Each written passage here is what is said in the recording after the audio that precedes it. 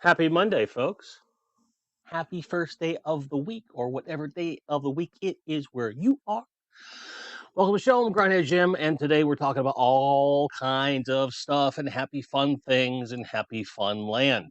Don't call my channel Happy Fun Land, or you might get slapped on the wrist because it's not true.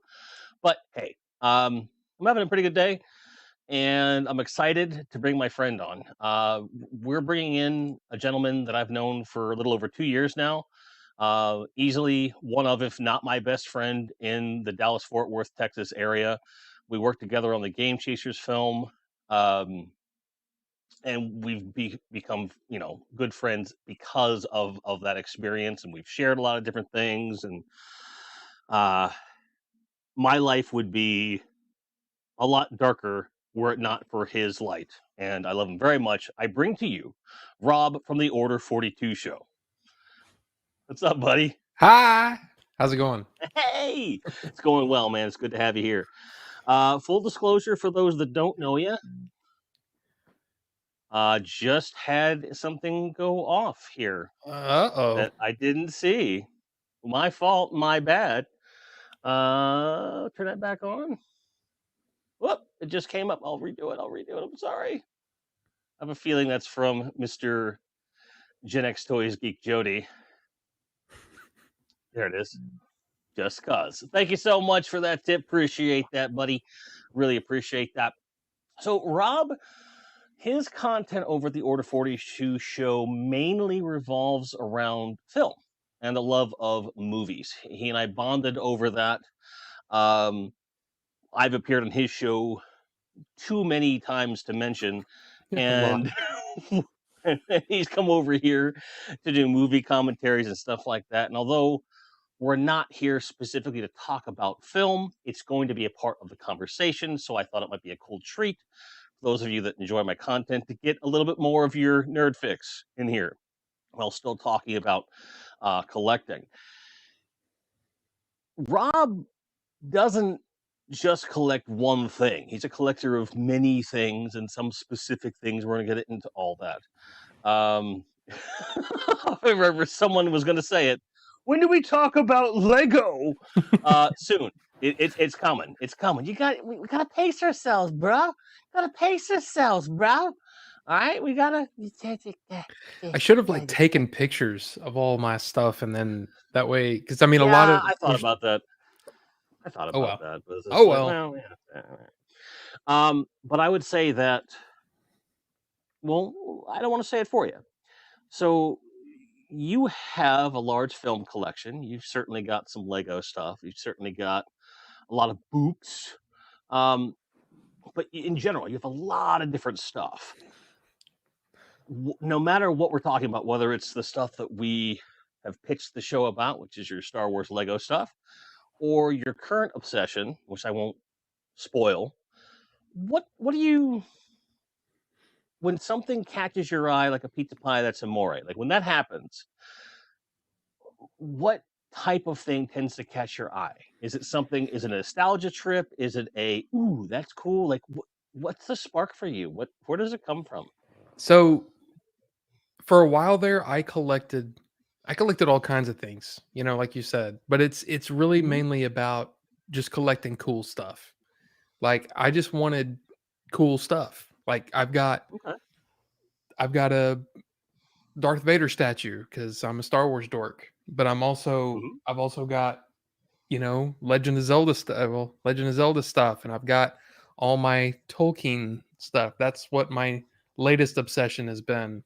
Is just finding all of these cool editions of different Tolkien books. But like with Lego, I mean, with Lego in particular, it's just been whatever set floats my boat. I mean, because if I would be there would be no room in here for anything else if I had collected every Star Wars Lego set. It's just I just collect the ones that mean something to me, I guess.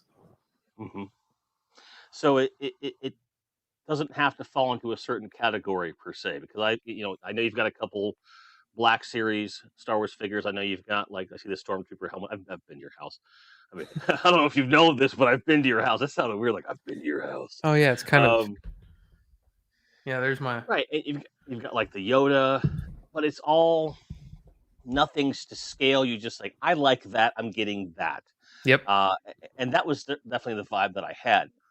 But when we talk about the Tolkien books that you collect, guys in chat and gals, uh, he will talk about an edition of a Tolkien book the same way we talk about different eras of like a Marvel Legends or a Star Wars vintage figure or what have you. Like he's like, you see this little thing right here that does it's the same thing. And I love the fact that there's kind of a throughway. Like no matter what you're into, like you just get into the details of it. Um, so when it comes to the books, because I want to not get it out of the way, but I want to front load this because it is your Sure. newest thing. Sure. Are you looking at like for like complete sets of certain eras or certain pressings, certain types of covers? Is there a method to the madness with your Tolkien stuff? Well, I've also been okay. So with collecting, Hmm. you can get lost in the first impressions, second impressions, right? Or first Oh yeah, printing, first run, all that kind of stuff. yep, You can get lost in all of that. Me, absolutely. I've always been a very functional collector. I don't care what edition it is. I don't care what uh unless the edition has something that's special about it, you know? Like for example, let me see if I can Okay. do this. That actually worked out pretty well. So all of these are new additions. All of these, but Hmm. they're illustrated by Alan Lee, who worked on the movies. So those are really cool. But then all of these are just hardback editions of the history of Middle Earth. And Okay. I have some first prints, I have some second prints, I have some seventh prints. It's more about collecting an edition that looks nice on the shelf, and that's all I care about. And then I haven't read these yet. All these histories, I haven't read them yet. They're on the list, on the backlog of things to read because I'm a big reader. But Oh, it's we not. got ourselves a Rita. Yeah, yeah, exactly. Oh, Bill. Uh, I love Bill Hicks, man. Your little clip at the beginning, I was like, yeah, freaking Bill Hicks, Yeah. yes. I But mean, that shows how much you watch the show. I'm well, just kidding. I'm sorry. just kidding. I edit out the intro after the fact, so you never see him. It's fine. Oh, okay. But it's all about the you know, the functionality of it, and if it has something that I want about it, you know, I like you know what I mean? It's like there's Hmm. a for example, you get the big fat Lord of the Rings set that's like it's a tome, you know, you can barely Right. open, you know what I mean? And you're Right. if you're reading on the couch or in it's heavy, it's a thing. But I also have Yeah. uh really nice like each one is a separate book and you can Right. read that really easy. It's just it's all about functionality for me and whether it looks good on the shelf. So, Well, that's like, for example, like there's two kinds of books that I've been after recently. One is like the Destiny Grimoire stuff, which is all like the printed lore that's in the game. Well, they print it out into a big book so that you can just index it and read it and cross reference it like an encyclopedia kind of a thing. And there's also news stories in there and stuff like that. But those are cool. I love hardcover. I'm a sucker for hardcover.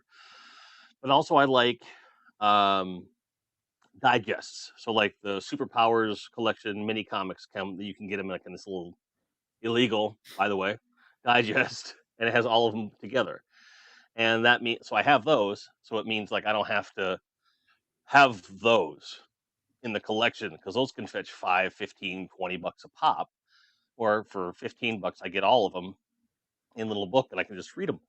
And I just got the Masters of the Universe mini comic collection a week or two ago, and that thing is like like it's this big, and it's you could probably kill someone with this book if you really wanted to. Like it's hefty, um, very unwieldy, and I would have preferred if it were a set that had each era separated out, like wave one, wave two, wave three, than this new, the new Adventures of He-Man and all this stuff, because just picking up and opening this book Yes. that should be, again, functional to read is not. It's not very practical. But I still love it. It's beautiful, and I'm happy that I have it. But I think it's interesting with the books where there are things like that where you're going to have some editions of the Tolkien stuff that's just, this is just a really cool, like there's a story attached to, this is when it came out, this is who pressed it, this is what is in it, this is what isn't in it. I don't read these ones, but they're just cool. And here's like the most readable one. This one has a relationship to the movie. These have these, it, I don't think of books in that way all that often, but as soon as you started saying stuff, I'm like, oh yeah, that's a thing. There's only one, like, like, I think when anybody starts collecting something, there's the white whale, Huh? right? Oh yeah, There's we were just there's talking the about that yesterday. Yeah. there's the thing, that one thing, and it's one thing that got me started on this journey, and I still haven't found it. And it Mm. is, some people might not know, if you're not a book guy. I didn't know this until I started looking into it. But for schools and for libraries, they would do like hardback editions, but they were the Mhm. paperback size, right? Right, There is a because there they is would a rebind them like. right, but as a hardback. Right. I want the hardback edition of The Hobbit with them in the eagle's nest, you know, and it's a yellow book, hardback. You can't find them. Yeah, Yeah. I can't find them. But that's the one thing that I want, because that's the edition that I read. I read The Hobbit for the first time in the 7th grade. I want that book. I just want it. I'm not going to read it. I just want it. There's a series of books on the old monsters, like all the Universal monsters and Godzilla. There were these orange books by a guy named Ian Thorne. There's like Monsters series, and it's they're notoriously hard to find now, but they were in like every library forever. I want the whole set. I could have had the whole set for like a $1.50, 150, mind you, not $1.50. And I didn't really have the money at the time, and I should have pulled the trigger and just ate ramen for a couple weeks, but I haven't found them since. Those are like the grail book set for me, just because I'm a horror guy. I like that stuff. And welcome to chat, Mr. Bucho, sir. Good day. Nice to see you. A little bit of a Order 42. Just cause Mark II. Gen X Toys Geek Jody. Thank you for the tip. Appreciate that. Appreciate that. I can answer this actually, Johnny. We were talking about this earlier, and he wants a traditional cartoon comic inspired Spidey. So the retro carded one that came out last year is probably the best one. But Spider-Man, no matter where he's at, for the most part, I don't know what it is. I don't care what edition, what movie it's from, what comic book it's from. They're all like they skyrocket in price if you don't get them right away. So that's $100 plus figure right now.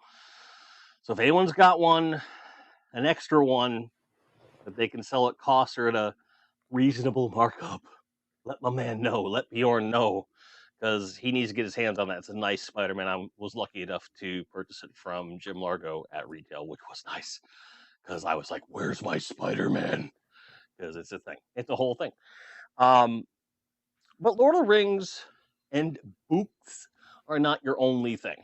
Like you're into a pretty wide range of stuff. Yeah. Star Wars.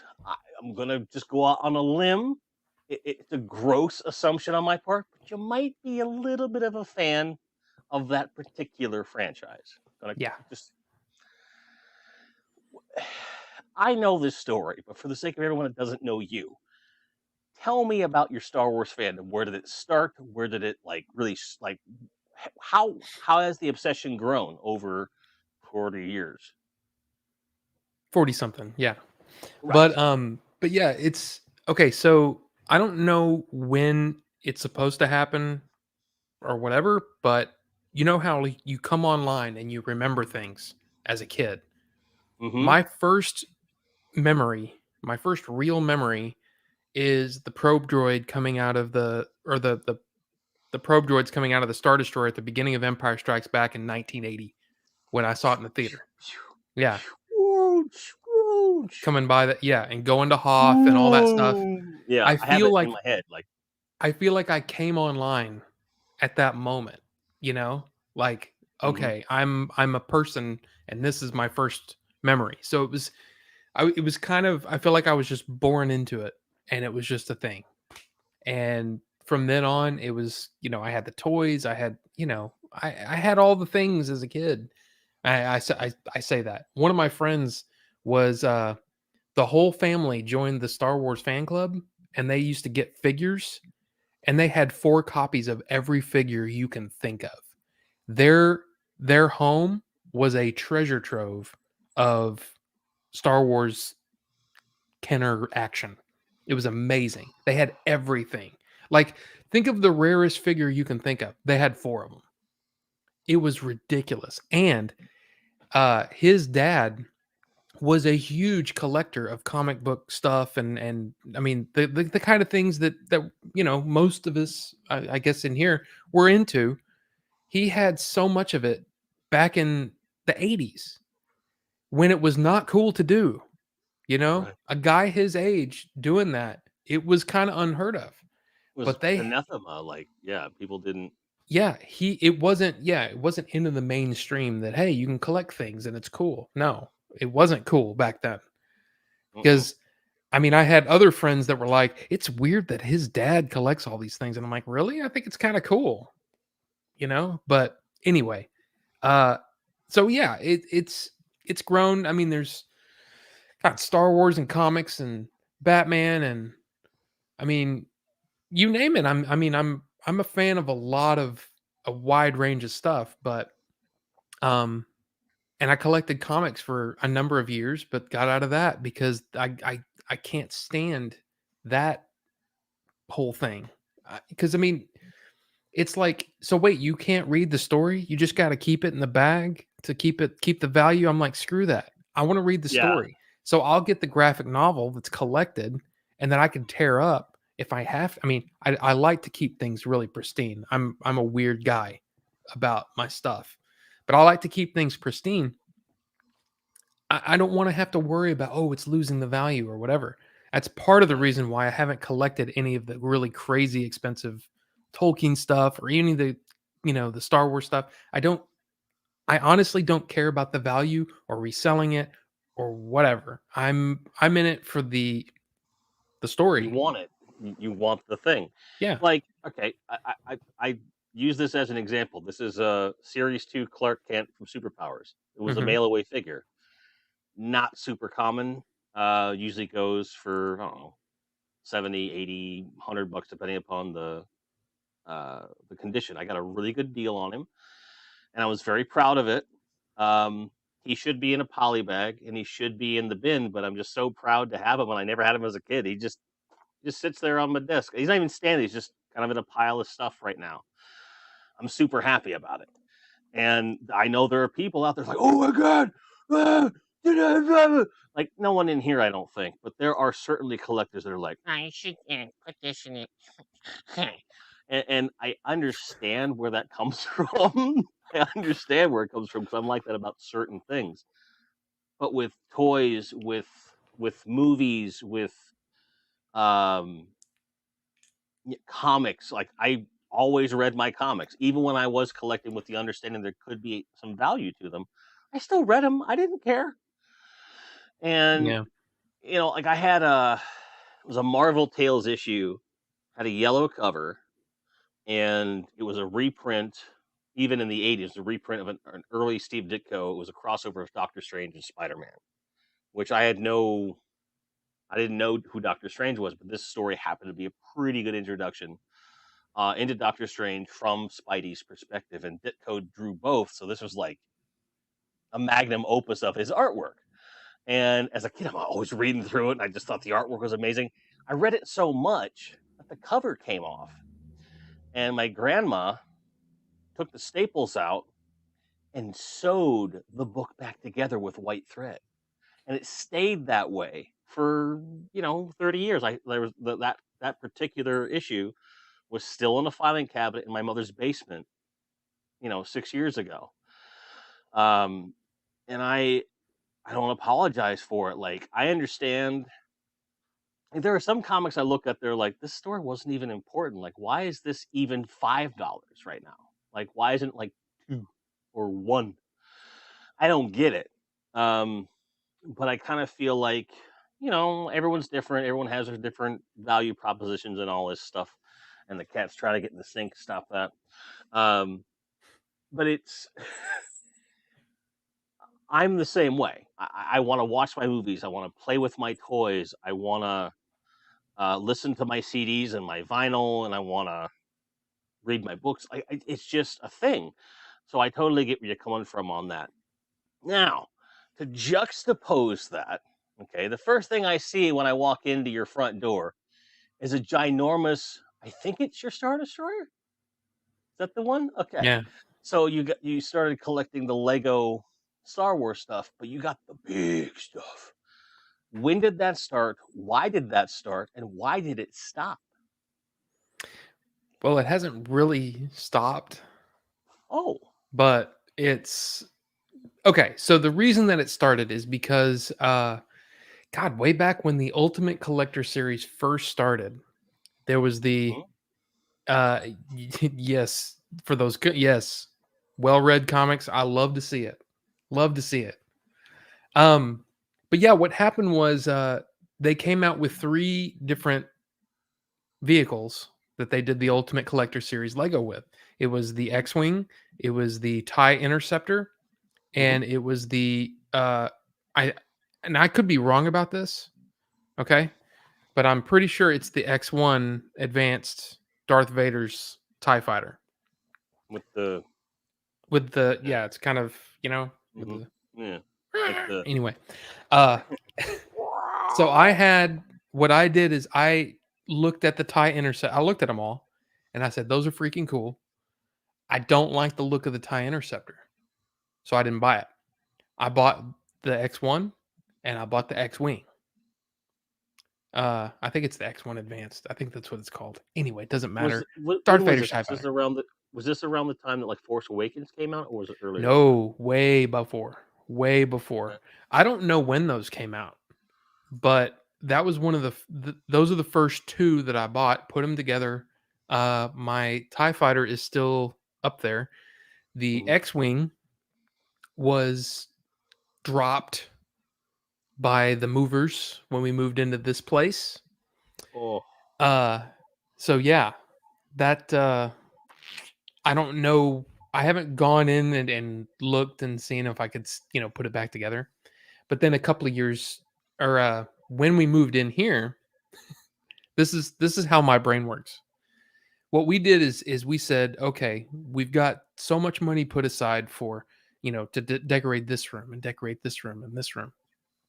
And then, so we said, for your office, you have this much money in a budget. I don't remember. So you have all these monies to put toward decorating your office. I was like, okay. I used $200 of it to buy a Star Destroyer on sale. For whatever reason, it didn't sell well. But I bought that and put it together, and it was a pain in the you know what to put together, because it was you can use language here. So. No, I'm just Yeah. But yeah, it was a pain in the ace. Okay, putting that thing together was a pain because it's 4 panels, huge panels that are all the same, and it was boring. It was the most boring Lego set I've ever put together, ever. Which brings up something. Yep. Was Lego something you collected much? Like, not necessarily collected, but like had a lot as a kid? Oh yeah. I was really into like the space stuff. I had like all the blue space stuff. Mm-hmm. And I had the black, whatever it was called, the Blacktron. I had a bunch of them, and I loved me some Blacktron as a kid. I just was like, oh. And I still have. You do still have them? Mm-hmm. Nice. Yeah, because I pulled them out and was like, this is designed like crap. But anyway. Yeah, I like making the stuff that they pre-made, but I really enjoyed making like new mutated things and stuff. Right. Um, but the frustration I often had was, and this is part of why I don't like modern Lego as much, is because it it is so purpose built to be a specific thing now. Whereas before the idea was here's this thing you can build, but you can tear it apart and do kind of whatever you want. And although it's still true to a certain degree, like if you were to tear apart your Star Destroyer, the hell are you going to use those panels for? Like, are you going to make the world's biggest like funnel? Like, what is you know? You could totally do that. I just don't think of those like okay. So one of my friends and good old Bucho that's in the track in the chat there, The he trap knows this chat. guy. His name's Jerry. That guy is a Lego collector for he's like not oh I want to collect this set or this set. No, I want to collect Lego. He just buys Lego in bulk. Like when somebody's hey, this is a 20-pound sack of just loose Lego. He'll go through and individually piece them out and put sets together based off of individual pieces that he finds. And he goes, oh, this is a part of this set. The guy is a weird computer genius, kind of like his brain works like a computer. And he can see that stuff and know what sets it goes to, looks them up online and puts the set together based on the pieces that he has. And if he's missing any, he'll buy the missing parts and then put them in a zip big freezer bag and then put on the outside. It's this set. And then all the other random pieces, he's got them sorted and got them. It's crazy. I don't build Lego that way. And I haven't built Lego that way really since I was a kid. I liked, being creative and building my own stuff, but I always put it back together the way it was supposed to be. Like in my head, that's the way it was supposed to be. So it's a weird kind of thing. I get what you're saying, but for me, like I don't buy them to, I like putting things together and building things. Sure. Look, a goose, No, it's just I buy them to display. That's the reason I get them. Yeah. So, oh, go ahead. No, I was just basically saying that like if I were to buy modern Lego stuff, I would certainly build them to what they're supposed to be. But like for me, there's this whole other side of it where it's like, well, if I want a toy of said thing and I can get a toy of said thing, I'll just go get toy of said thing. So it's a weird, like for me, it's a weird vibe because you easily could have spent that money on, say, a Power of the Force 2 Falcon and the X-Wing and stuff like that. If you just wanted, or a model kit, like a traditional model kit. So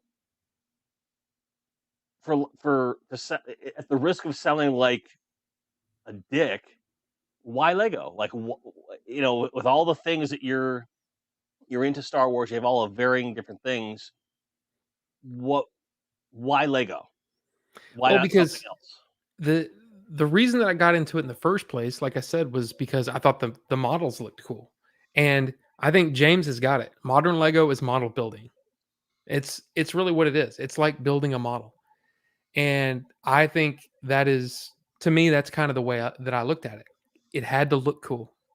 It had to look as movie accurate as possible because I can't afford the $3,000 or however $5,000 or however much to buy some sort of model from Sideshow or anything like that. You know what I mean? The Sideshow doesn't really sell a lot of stuff like that, but you know what I mean?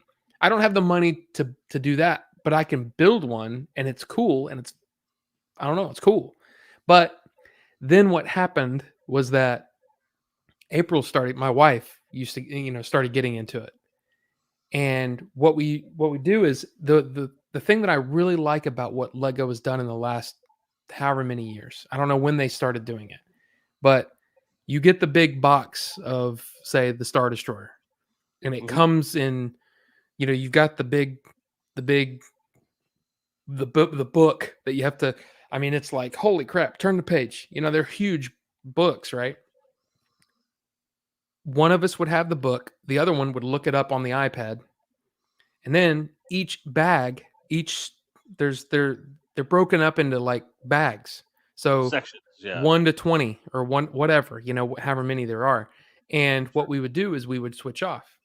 So one person would pick the pieces and get them ready, and the other person would put it together. So it was just a fun thing that we could do together, you know, and it just became a cool thing. And then it didn't stop because we kept building and to the point now where we got the crazy big Star Destroyer that's the new one that's $700. The old one, by the way, that I built when I moved into this house, the panels were designed so poorly with magnets, and over time, like it's like this, right? That's the way it's supposed to look. It was drooping because of the weight of the bricks.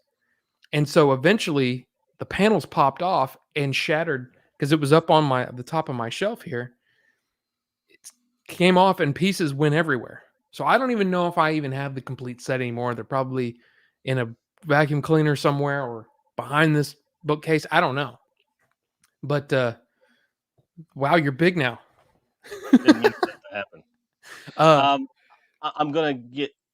I have a feeling I know the answer to this question, but I gotta ask. I have to ask. Um, what about this guy, the Death Star? that is the if I'm not mistaken, that is the first version of the Death Star. I have the second version. Okay. Now, that's what ended up happening is the somewhere in between they came out with that crazy big Millennium Falcon, right? It was $500, Mm-hmm. and now if you look on eBay, well, I don't know about now, but there was a while there where they were going for 10 grand a piece, Oh and it yeah. was like, whoa. So we were thinking, why don't we start buying some of those sets and just hold on to them? And eventually, after a couple of years of doing it, we were like, no. To me, it started to feel wrong. It felt wrong because I felt like people were, yes, yes, that you could resell for twice, the thrice, or force, force fives. I don't even know what you. Anyway, Quadruple. that's what we were thinking. But then it started to feel wrong. When I see that they would sell out, I'd see that the prices would immediately just skyrocket, and I'm like, I don't want to be a part of that. You know, these are meant to honestly, they're meant to be played with. They're meant to be enjoyed. There it And is, chat. yeah, so we quit buying duplicates because we would buy duplicates. Mm-hmm. So yeah, we have I don't even know what I have in there in that closet anymore. I can't remember. That we bought so many of them and I don't know what we're going to do with them, to be honest.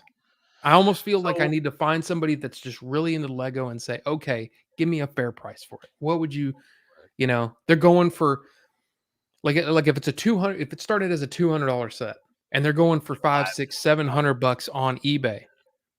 Give me $400, we'll call it a deal. And just we'll move on, we'll get rid of the boxed ones. Cuz but then there's ones in there that we hadn't built that I kind of want to build just because it's that was fun. that was gonna be my next question. Like, is there a part of you that at some point maybe wants to get into a different house and just have a room for stuff, right? Because I know that even though you have a nice, fairly sized place, the way it's laid out, there's a lack of showcase space, if you will. You have that very open kind of a thing going. Yep. So you'd have to like put up shelves and all this stuff and things like that. Yeah. Um, so it's something where just like what I'm doing now, like where I'm amassing the collection and they're just kind of sitting here and in storage. And I see it too. I'll bring it up in a second. Um, but there's this drive, just like I've spent 40 some years collecting all this stuff that I really enjoy, but I don't get to see them. I don't get to just put them out and just to because even with something that's boxed, and I can say that with like my gray skull, like sometimes I'll just walk by and I'll just touch it. Like it's just like, hey, I have this. This is nice, and I get like a little spark. I'm like, ooh, this is neat. And I feel like anyone who has a passion for something like you do with Star Wars, and the memories that you have with April with Lego, to see the boxes out, or at least to see the finished product out, like we have with the Destroyer that I believe is still out. I think you told me it still is. Just to get a glimpse of it gives you that little spark. Sometimes, like every 10th time you look at it, like, oh wait, I remember that.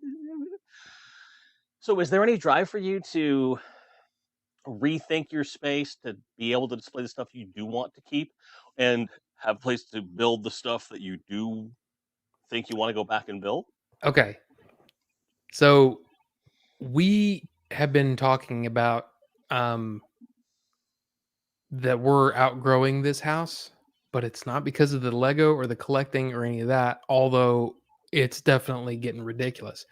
It's Sure. because my wife has gotten into like, holy crap, the painting. Mm-hmm. Yes, the painting and I mean, wow. So I don't even know what we're gonna do.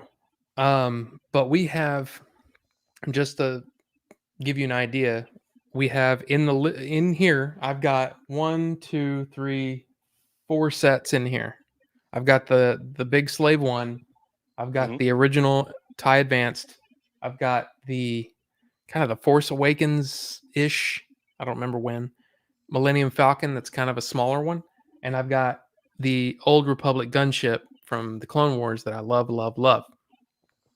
In the living room, we have the Star Destroyer. We have the newer Millennium Falcon.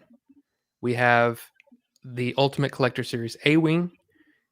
And we have the recent, what is it, the Mandalorian? I can't remember the name of his ship, Oh, the freaking! but we've got that in there. I call it the Womp Womp because as soon as the toys came out, they blew it up. Yeah. Spoilers. Yep. Sorry. Yeah. But that's, yeah.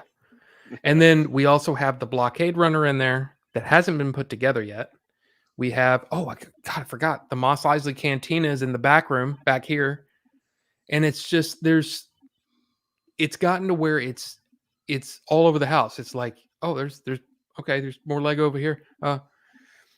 We want to get the Titanic just because it's freaking huge and amazing. We want to get the AT-AT that's coming out in 11 days. Actually, it's the AT-AT. Yeah, I don't care. It's the AT-AT. That's the way it's the AT-AT. But it's just, and then we've got box. I know we have the newer Ultimate Collector Series X-Wing. I know we have the second version of the Death Star. We have the Sandcrawler.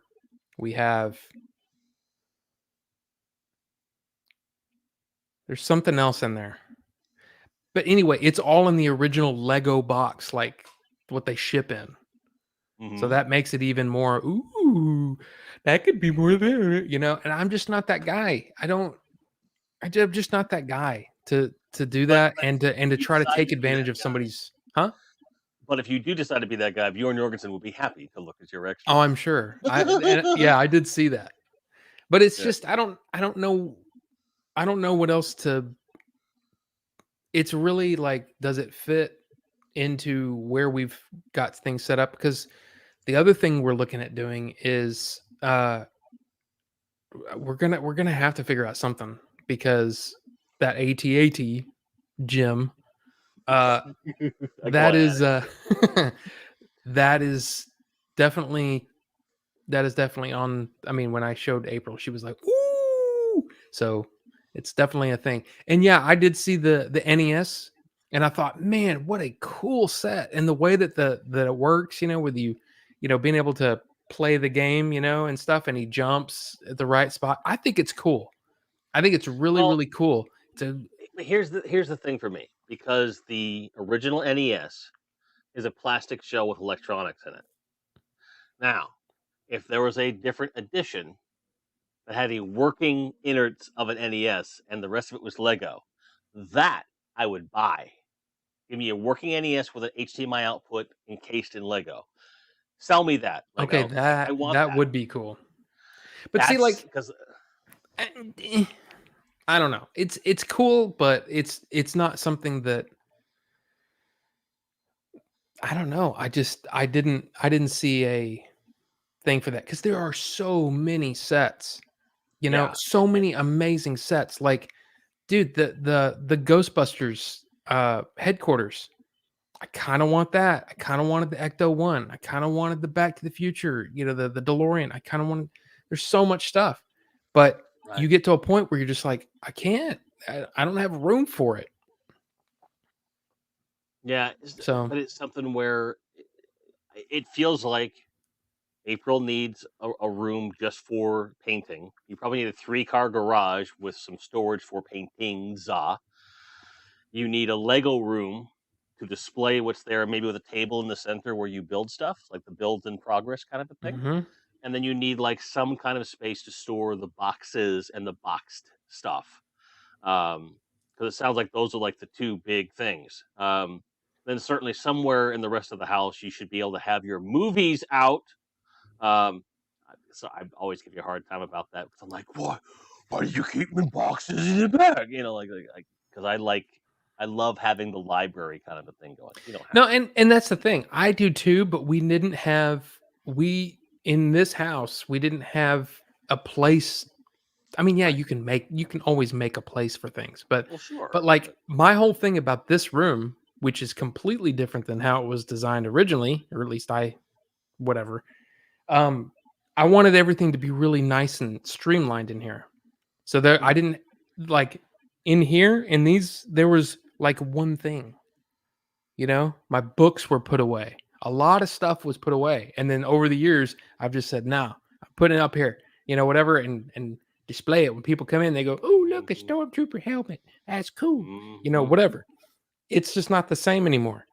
Um, so I've been thinking about getting my Blu-rays back out because I'm starting to collect again. I'm getting into collecting 4Ks again. So who knows? I don't know. But that's the other thing. I've got so many Blu-rays and DVDs. It's crazy. It's crazy. Yeah, we're probably neck and neck on that to a certain degree. I would say, based upon what I know and the rate at which I buy them now, still, kind of nuts. Just as a side note, Tyler, my retro life Tyler, he tweeted out the Lethal Weapon thing and he tagged me in it. So for those of you that don't know, Tyler from My Retro Life Gaming, he sold me an original, 86, 87 Lethal Weapon poster in a frame from his childhood wall at Retropalooza Houston. And so he and I share a bond over that. And I always give him a hard time about Lethal Weapon. So we just found out before the stream that Lethal Weapon 5 is not only greenlit, but Mel Gibson is directing it because Richard Donner, the original director of the series, said to him, if I kick the bucket, kid, you got to do this. And the producer knew about it. Donner's wife knew about it. The studio knew about it. And he was like, well, I guess I have to do it. And I was like, you know what? That makes sense. And we were having a discussion about like, he hasn't done a movie like that before, like with comedy. And I'm like, he doesn't have to train the cast on how to be the cast. Like they're already those people. Right. So I'm interested in that a lot. And, maybe there'll be Lethal Weapon Lego sets. Those I would buy. I would buy Lethal Weapon Lego sets, you know. You get the lady that's jumped out the window on the car, and you get the whole that whole set, in the I first would Lethal get, Weapon. I would definitely be interested in the Murtaugh house with a hole in it with the cop car through the wall. And I then was just thinking of like the worst the like is that a nude woman on the car? Just the stuff that would yeah. drive parents crazy. Oh, and then like every time you pass by it, like there's a sensor that goes "Na, na, na, na," like it just does that little tiny bit of the soundtrack or And it's got something. a little no, well, yeah, that or you could have Jingle Bell Rock play. What if? Okay, guys, this is super morbid. But I apologize on social media. Like I get morbid this time of year. Well, any time of year. But how cool would it be if there was an action where she like jumped off the roof? It's like-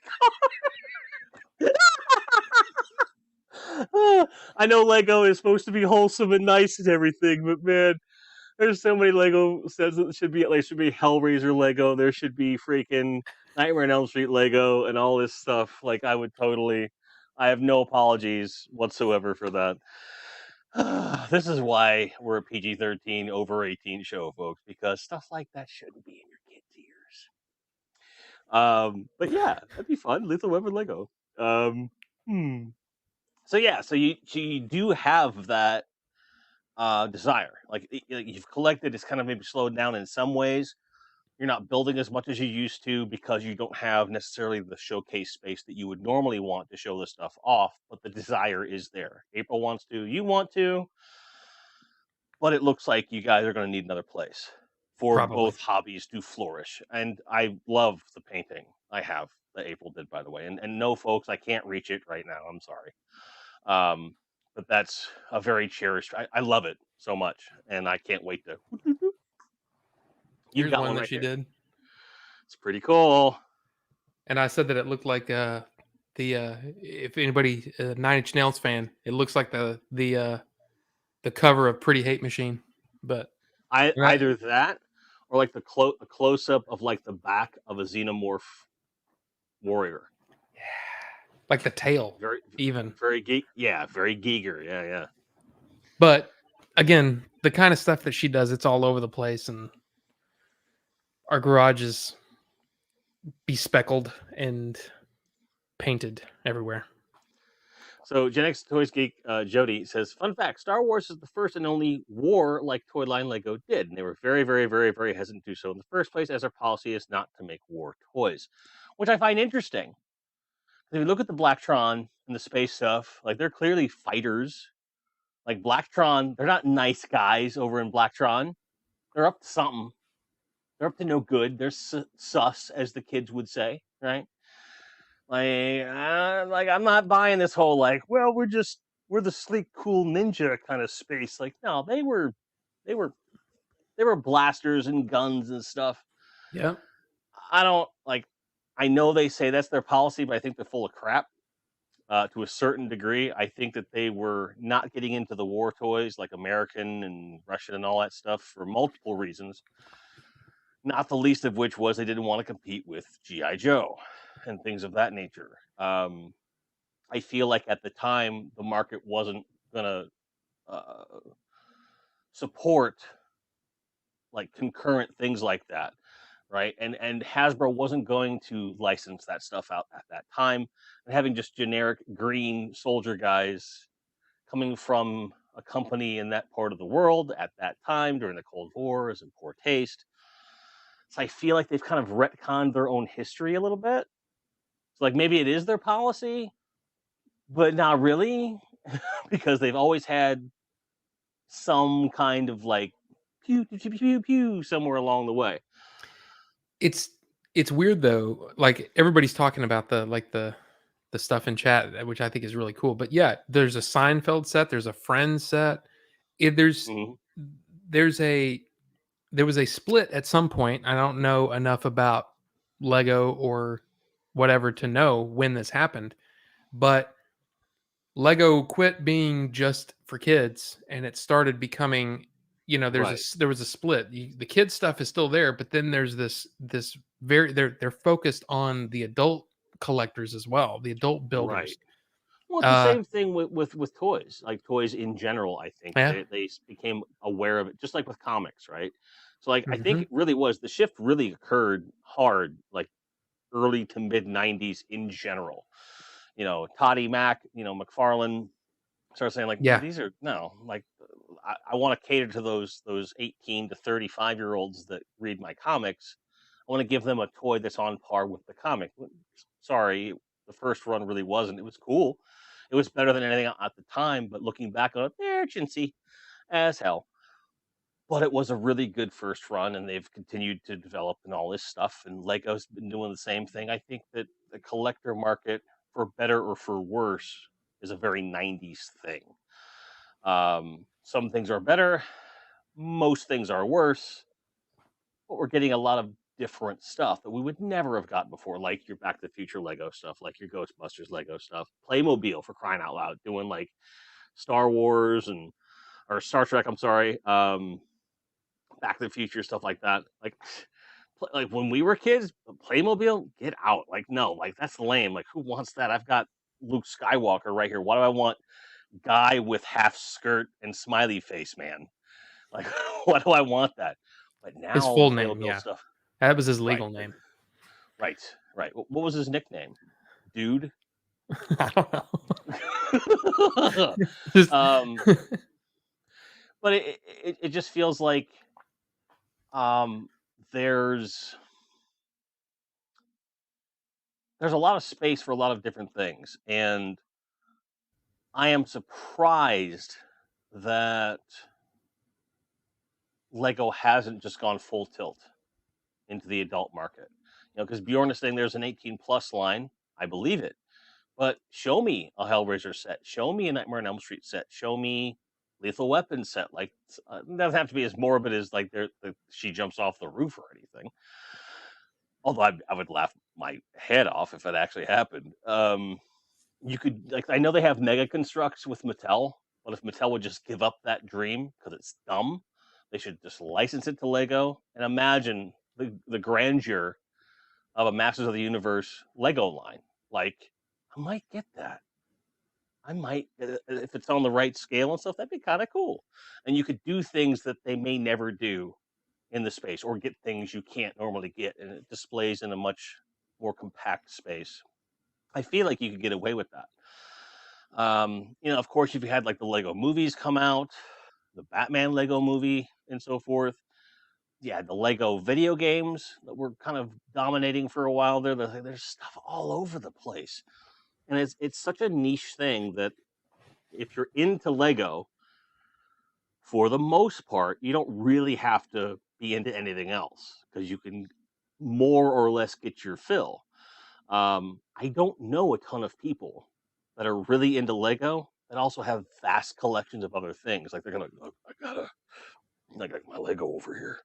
Um, do you kind of do you But see, those feel like people. you?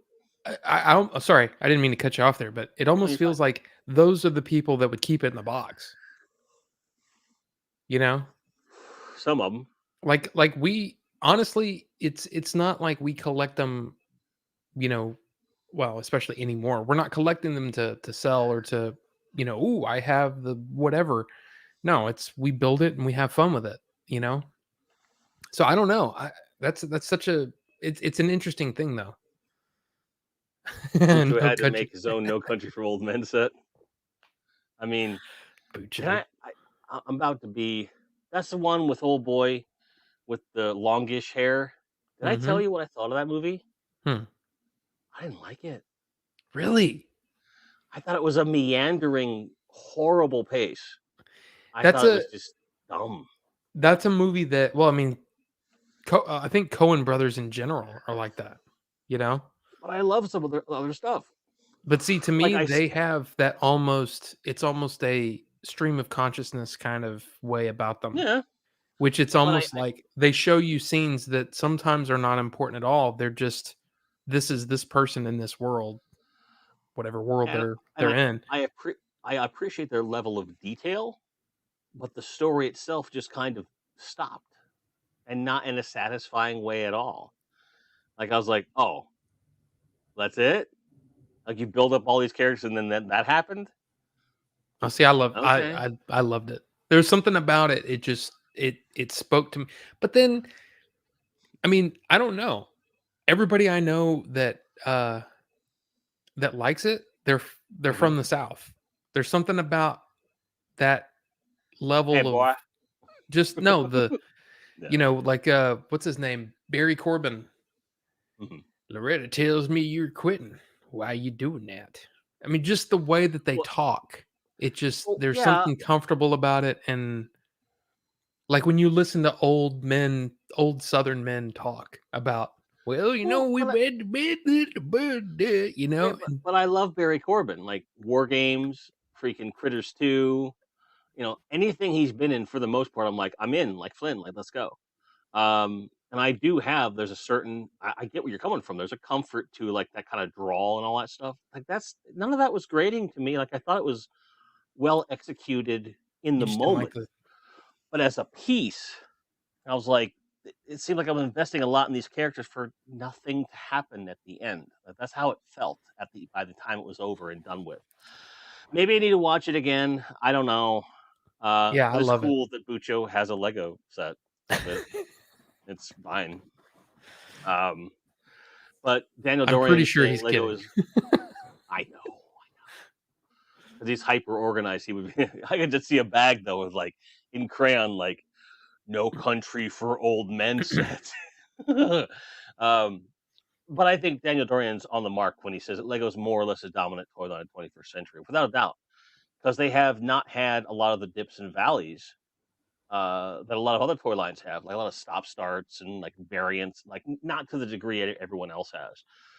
Like in Marvel Legends, as an example, there's like 20 some versions of Spider-Man out there, and there's only one or two that are really, really well regarded.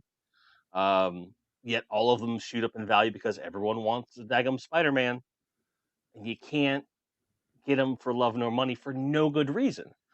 Lego does have that weird resale value thing, but it feels like there's more opportunity to get them if you're aware than it is with some other toys. Like there's some hoops you got to jump through for like action figures and all that crap. With Lego, it doesn't feel like that.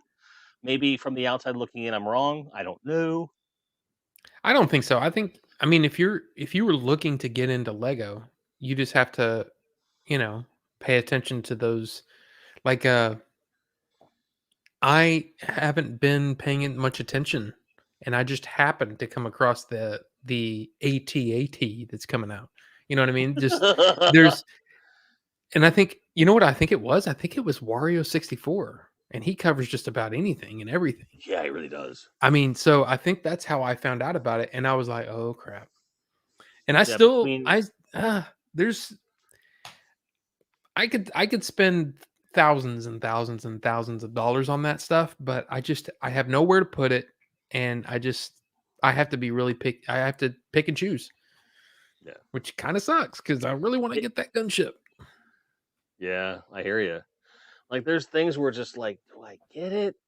It's like if I come back to it more than twice, and I'm like, okay, then I have to make a plan somehow to have it. Um, but it's just one of those things. And chat is kind of ganging up on No Country for Old Men, and I didn't mean Hey, to do that. But everyone likes different movies. Like there's movies that I like that people don't like The Vindicator. I love that movie. Rob does not. It's okay. He likes my review of The Vindicator. He just doesn't like the movie, which is fair. It's totally fine. Kieran Ball, thank you, and have a good rest, my friend. Appreciate you being here, mate. James Salzberg says that the nice thing about Lego is the ability to start at any time with a new series. There are good sets new each. There you go. yep. There's variety. I would say, and I would never sit here and say that Lego's a bad idea. It's just not quote for me unquote. Um, I And appreciate it. I love it. yeah, There's you even could a get Lego really me crazy.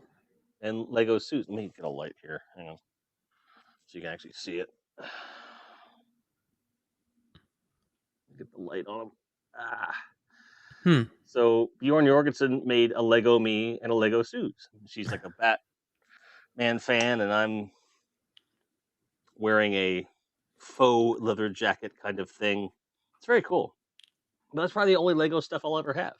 Again, I don't have any desire to have it, and I bought some platform pieces so I could keep them nice and not just drop them and stuff. I have all these extra pieces just lying around. So on one hand, I don't want to just have them in a bag, but I have nothing to do with them. But it's like every so often I'll take them apart, put them back together, and I'm like, it's meh. And I know myself. If I started just buying Lego in bulk, I would just start building crap. Start building it. And then you know what would happen? In the middle of the night, I'd go to the bathroom and I'd step on one and I'd want to kill everyone in like a 20-mile radius. So it's for the good of the people of Texas that I don't do this.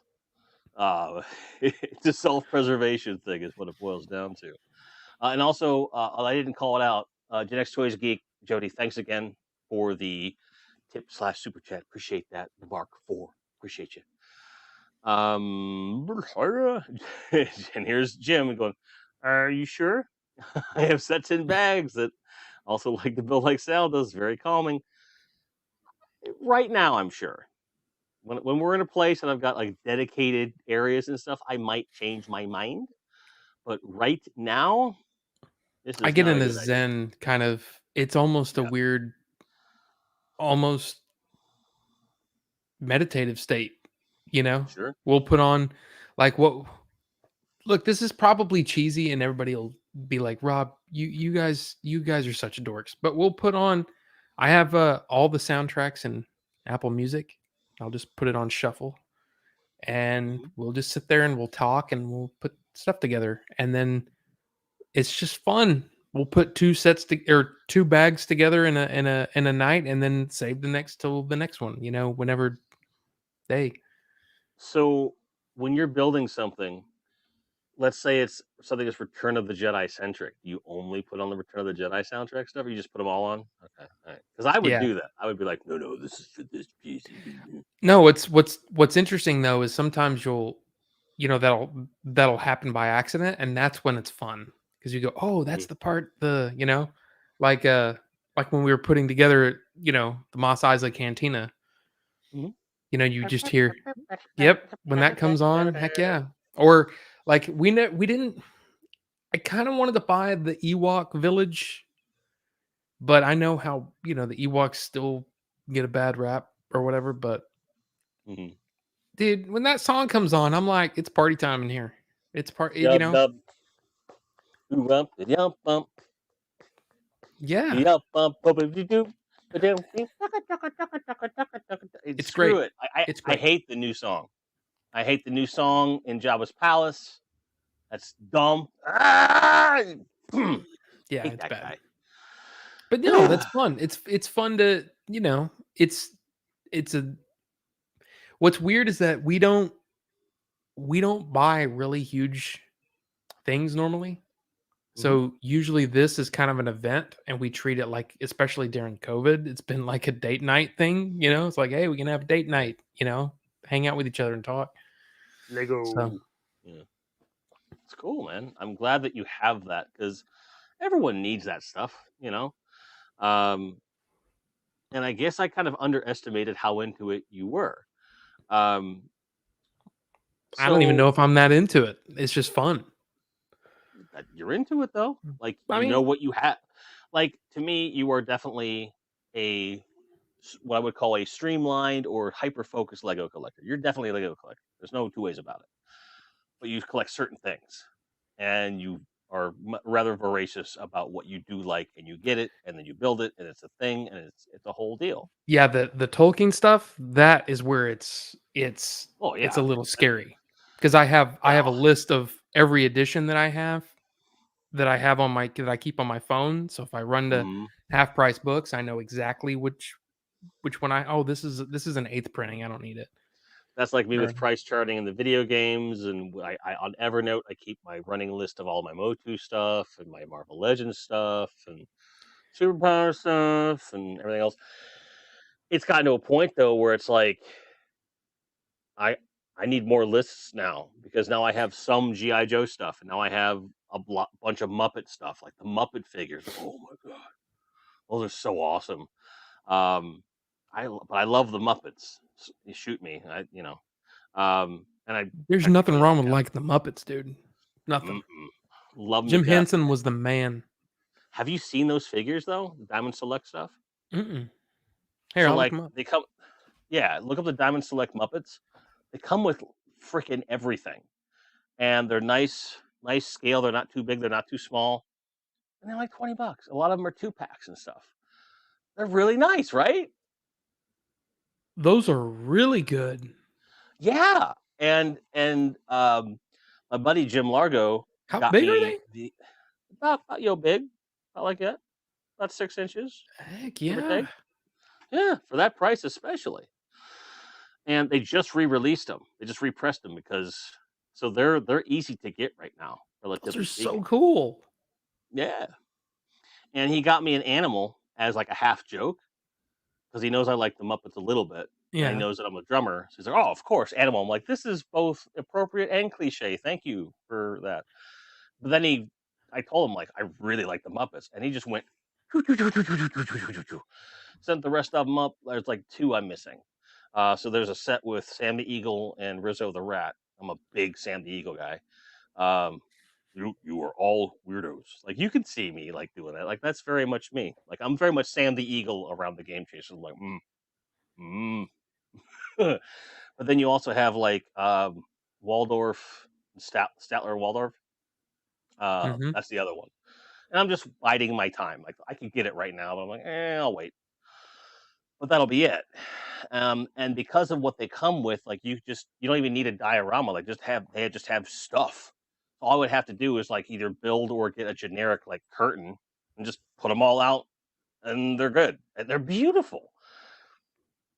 But in the context of everything else I have, it seems really anomalous, right? Because I'm like out here like swords and sorcery and He-Man and all this stuff, and also Muppets apparently. Like there's it gets to a point where some things get so disparate that you're just like, eh? But I suppose it's the same Hi, thing with Melvor. like movie. Oh, is Mulver in here? I want to bring up Nerd Ray said he does the same thing with the music for modeling and wargaming stuff. Like totally, I get that. Bum, bum, bum, bum, bum, bum. Steven S. Welcome to chat says Lego isn't for me either, but I'm glad it exists as in a big thing now because it is still a big part of my childhood, part of America's pastime. I agree with that 100%. 100%. Hey, I know that guy. That's Melbourne. I know that guy on the other side of the screen. Yeah, I like Melbourne a lot. Need to have you on the show soon, sir. You need to make that happen, but you sleep a lot, so it's fine. Whatever. Well, yeah. I'm just giving a hard time. Um,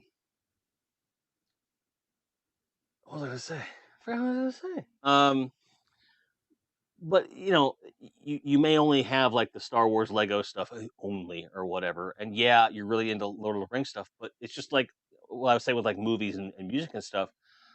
Yeah, I've got some old cartoons, and I've got like some super crazy over the top horror movie stuff, and I've got comedies and all this stuff, and same with music. Like you know me, like even though I'm very a metal dude, I love old '80s pop, and I like classic rock, and I like Yeah. old hip hop and all this stuff. I like having it all on the shelf and just kind of like there's almost the feeling of like being enthusiastic about the fact you have a varied, wide, extreme range of tastes. And I think that for the stuff that your collection in general speaks to that because you've got like look at these Lord of the Rings books, look at the Star Wars Lego stuff. Like it's all over the shop. And I know that wasn't necessarily conscious. You're just grabbing what you like to grab. But do you ever find that you just kind of take a step back and go like, I got a lot of cool shit. Like, do you ever just kind of stop and think about that? Yeah, I do. And in fact, it's a lot of times it's one of those things where like the Lego stuff, like I don't stuff is expensive and I don't think Hmm. about how much that's the beauty of having a wife that makes very good money. I don't have to think about it, you know? Right. Um but that's yeah, you stand back for a second, you go, "Holy crap." I mean, the amount of money that I've spent on Tolkien stuff in the last year is dumb. Like if I would have told myself like exactly a year ago before I'd gotten back into it and said, "You're gonna spend however much money that is. You're gonna spend this much money on Tolkien stuff," I would have said, "No." Uh-uh. Yeah.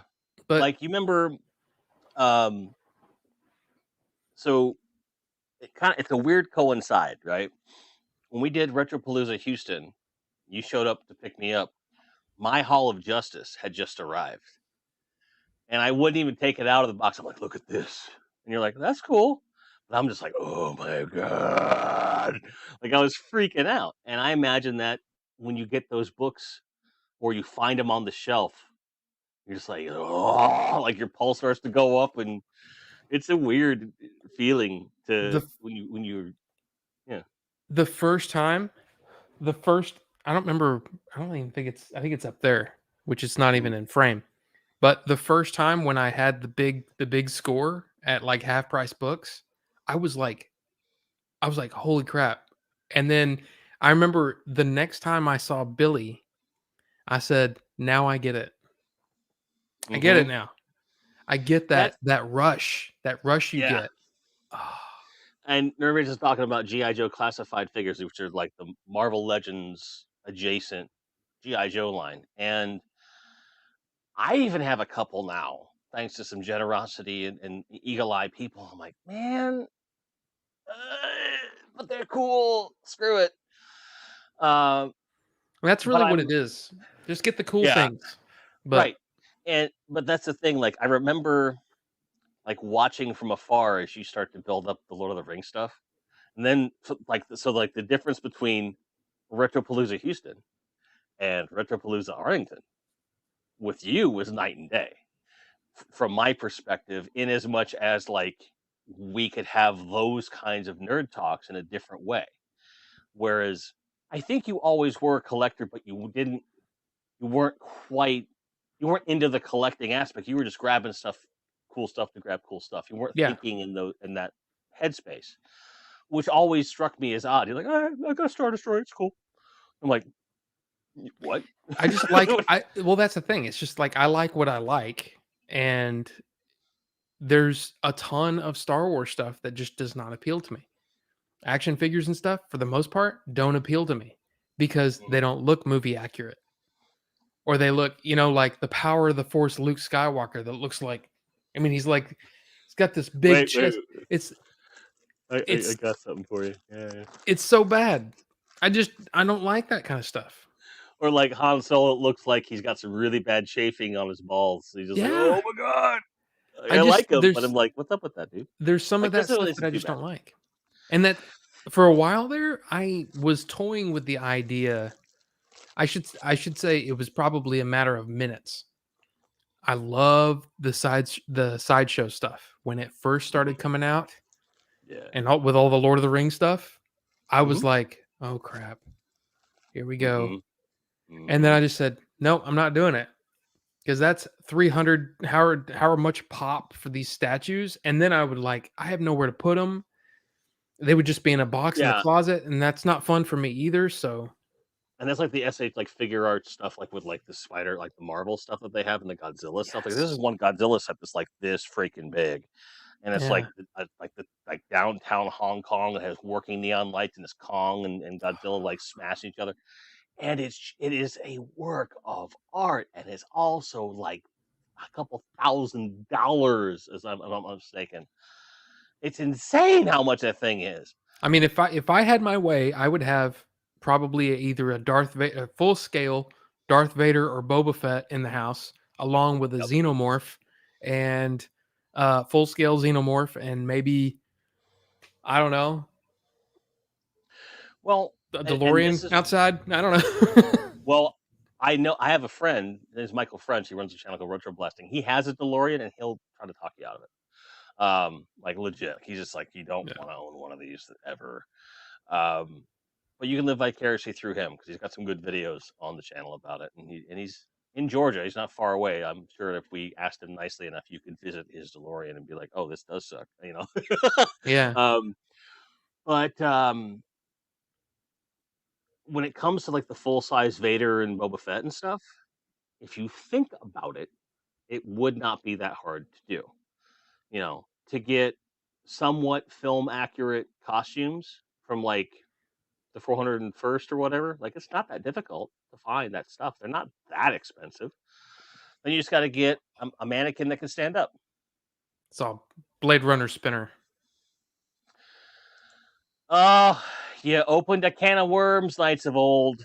Rob's a little bit of a Blade Runner fan. I'm just saying. Yeah. Little bit of a And a life size Han and Carbonite. would definitely. Yeah, that would be cool. Why don't we just pool our resources and get one, and we'll just rotate it amongst ourselves That would every never 4 work. months? That would You're never right, it work. wouldn't, because you could never get Melvor to wake up long enough to get it out of his house.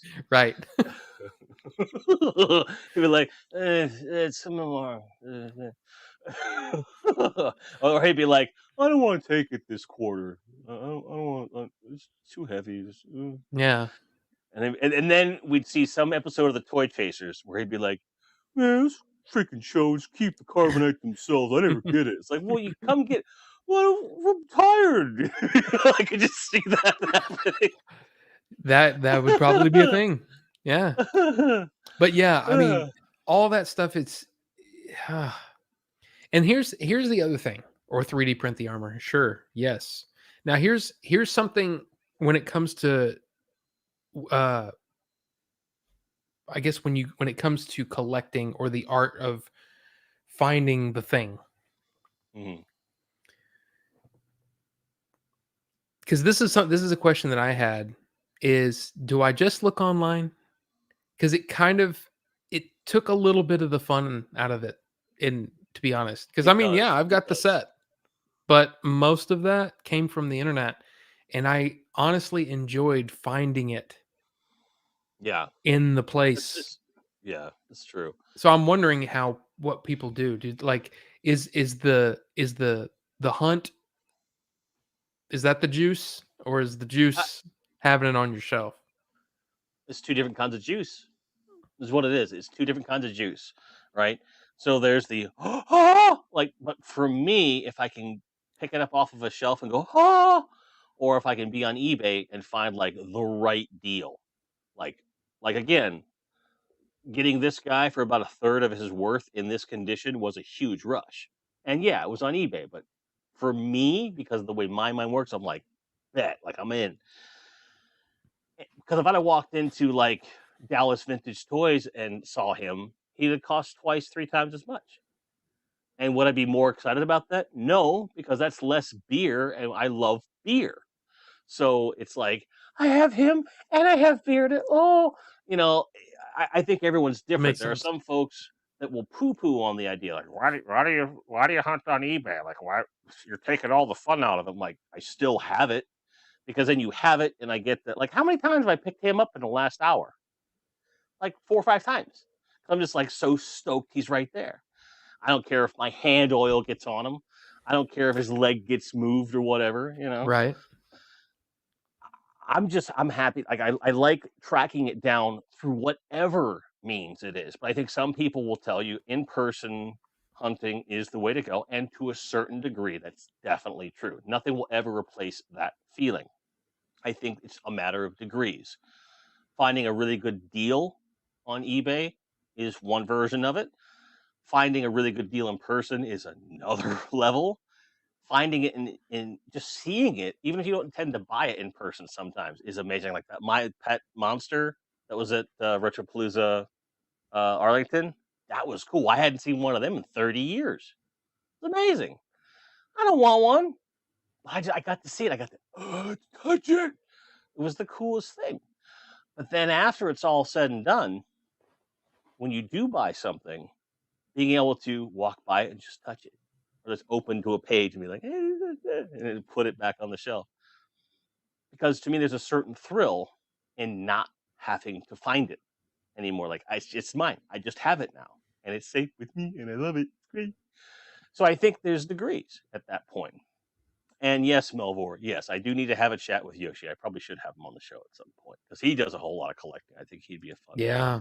it'd be a good Yeah. discussion to have because he has like you want to talk about a disparate, wide-ranging collection of stuff. Oh my good. So for those you don't know, Gaming Yoshi stuff, Boo, movie stuff. Oh, yeah, he's worked on video games, Star Wars films, other films, our film. Guy's done a little bit of everything. If it involves computer and graphics, he's probably done it at some point. Like he's really good. But he has just a crazy freaking uh just a ton of stuff. It'd be a fun conversation. We'll have him around probably after the holidays. Bum, bum, bum, bum, bum, yep. bum. So Science Vault says old physical hunt was the best, but it's no more. I mean, it depends. There are still pockets of flea markets in the world, like car boot sales, flea markets, all that stuff. It's still out there. It's harder to find, and therefore not as much fun. But they're out there. Like conventions, I think, are kind of the new thing, where you're not going to find it as cheap as you might like all the time, but you could find it in good condition at a decent price. It's weird though. And buy in bulk, so you can get a kind of a deal, a little bit of a deal. Yeah, you're learning. You got to do it. You buy as much stuff as you can. You go, this is this much. This is this much. This is how would you do something such and this for the set? And sometimes you'll grab something you don't really want just to bring the price down of the other thing. It's just the whole thing. Bjorn says, for me, the thrill of the hunt slightly edges out acquiring an item. Fair enough. Fair enough. James Halsberg, who has a gigantic storage area, like floor to ceiling, boxes upon boxes upon boxes upon things of toys, like a lot of stuff. He says, the hunt is the best. I love good beer and pizza, but a starving man is happy for Domino's and a Miller. It's a good point. Good point. And Nerd Rage, of course, saying that, as we all know, like not all things can be found locally. That's why Yeah. eBay is good. Like, it's good to have a backup. No, in that, yeah, I was just, I don't know. I felt like I was gathering the collection too fast because now I'm pretty much. I mean, I'm pretty Yeah. much done unless there's a new thing that I come across. But for the most part, and it was, I enjoyed the hunt. You know, although I spent however much money in gas driving all over the Metroplex looking at half price books and all that kind of stuff. But so I mean, I was just wondering if how other people felt about it. It's like they prefer the hunt, but then they know that even even in I would say even today it's a little harder. Yeah, there's a lot of folks from across the pond, so to speak. They're Yeah. saying that they don't have the opportunity because of the size and location of their country. As a result, you don't have many other options. Now Yeah. here we have a lot of options, but a lot of stuff is well, to use it to take a page out of Billy and Jay's books, there's a lot of scraps. Whether we're talking about a bookstore, comic book shops, and the toy stores we do have, they know what they have. Like you're not just walking into Yep. some junk store. Depending on what you're looking for, an antique store can be a good place. There are some flea markets that occasionally can have good stuff, but you have to be so diligent with it. You have to go all the time. And I think that, at least from my perspective, okay, um, if I have to be at a certain place at a certain time of day, the light shines through the stone here and put the light on the ground there, and it gives you exact location of the Well of the Souls. But aside from that, if you're always having to be somewhere, um, and becomes a slog, and I think it takes some of the fun out of it. So yeah, you get that thrill, but how many hours am I losing with Yep. that versus if I go on an eBay or whatever and I can find it at the right price and I can get it. So it's a balance. Like, do I take a couple hours a day, 10 different days over 3 months to find this one thing at the right price, or do I do it in an hour and a half? I know. Depending on what you're looking for, it's a tough. Like, I'm not going to try and justify myself to anybody. Like, everyone's going to find what they want. Not everyone can be Scuba Pete where he lives, and he just has a treasure trove of toy shops. And they can just walk in, and there's just stuff. There's always just stuff there. Not every store is like that. Not every area is like that. So depending on where you are, what the situation is, what your condition is, and all this stuff. Because there are sometimes, some days, I'll get up and I'll be able to walk through a toy store and do the whole thing a million times over and be okay and just need to sit down when I get home. Other days, I get 10 feet inside the store and my back's like, nope, not today, buddy. And it's like, well, that's an outing ruined. So there's all kinds of different stuff to it. Yeah. Um, Everybody says, Hunt can be maddening. I swear, when I get into RPG mini games, any place I visit out of town seems to have anything but what I want. And then, of course, there's the loving the hunt, but when you complete something, it's bittersweet. Yeah. Um, like That's how I felt. when I completed my Hall of Justice, I bought another one because I wanted to Frankenstein one together. But it's really just because I wanted to buy another one. I have plans for it and stuff, but um, it was just like every day I look at Hall of Justices every single day, every day, just to see if there's some crazy like $20 one out there I can just then put in acrylic and say the $20 Hall of Justice. You know what I mean? Like it's weird. Like why would I have a complete one and it's beautiful and it has a great story attached to it and I'm really happy about it. I might be the first person to do troop building, but with a playset. I have 15 Hall of Justices. It could get to that point. Please stop me now. Intervene. Stop me. You know. Well, I just know the first one of the. It's just like the first one that I bought that was the history was Return of the Shadow, first printing, Mhm. went insane about I can't believe I'm getting it at this price for $20. And upon further inspection after I got it home, I'm realizing that the bindings come on away from the books. I'm like, okay, so maybe I need to find another one of those. But other than that, it's a weird thing where you when you complete it and then you're like, okay, now what? Should I get a better one? Should I Yeah, get into something else? The whole thing. And yes, if you want to see Scuba Pete's toy hunts, go to the Chasing 80s Toys YouTube channel. Some amazing stuff on there. And Pete just comes across stuff. It's kind of crazy. And I see you, Melvor. Ed is definitely on the short list, I think, as well. I don't talk to Ed. I don't think he even knows who the hell I am. So I don't know how that would go over. Hi, Ozzy. Good to see you, pal. Um, he says space cake, but he got me thinking about the Patton Oswalt bit about space cake versus space pies. Space cake doesn't taste as good as the space cake. Sky cake. Sky cake. That's what it was. I don't remember that one. What's that one? Uh, I don't remember which special. I have to find it, but he's I talking love about Patton. like it's something with well, let's just say religion. And he's like, I like when the sky cake Oh, tastes sky cake, and yeah, and he's talking about like like how religion formed, at least from his perspective and stuff. I don't want to go down there, but um, and I'm seeing comments in chat about like certain things like Golden Age comic books and like the old Japanese toys, things like that. Like these are hard to come by in general, and then sometimes you'll find them in a store, and they're like, "Oh, that's not for sale," and you're like, "Then keep it at home." what's wrong with your mouth? Why are you talking What's like that? wrong with you? What's wrong with your It's not for sale. face? Yeah, yeah. Sorry. Like I think you're speaking out of your nose. I don't think that's natural. It isn't. It really isn't. Yeah.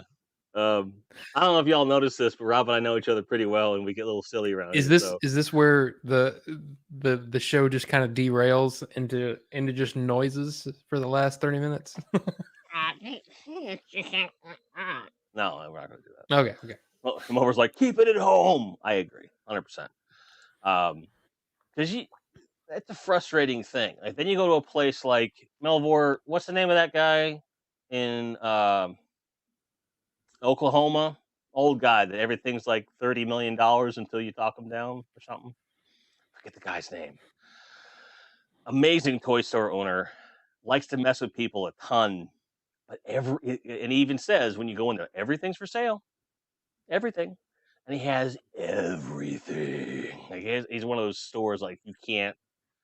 Uh, it's floor to ceiling, it's all over the place, and stuff's in really great shape and stuff. And Melvor got some pretty good deals over there. I want to make a trek up there, and I want to take you with me, Rob, because I think you just love the spectacle. Toy Base 10. Thank you, Melvor. Thank you.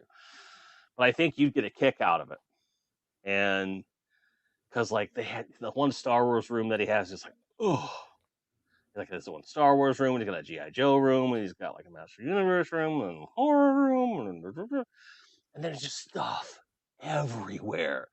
And even as a non-collector, when I watched that episode of Toy Chasers, I was like, oh yes, Bucho, Steve, it is Steve. I was taken aback by it, but now as a toy collector, I'm like, I have to go there. And I was very pleased to find that they are still, in fact, open. They have an eBay store, but it's interesting because what he sells on eBay are like the super obscure stuff that's really hard to find. That's very high ticket stuff. But he doesn't list everything else on the site because he wants you to come into the store and buy it. I love that.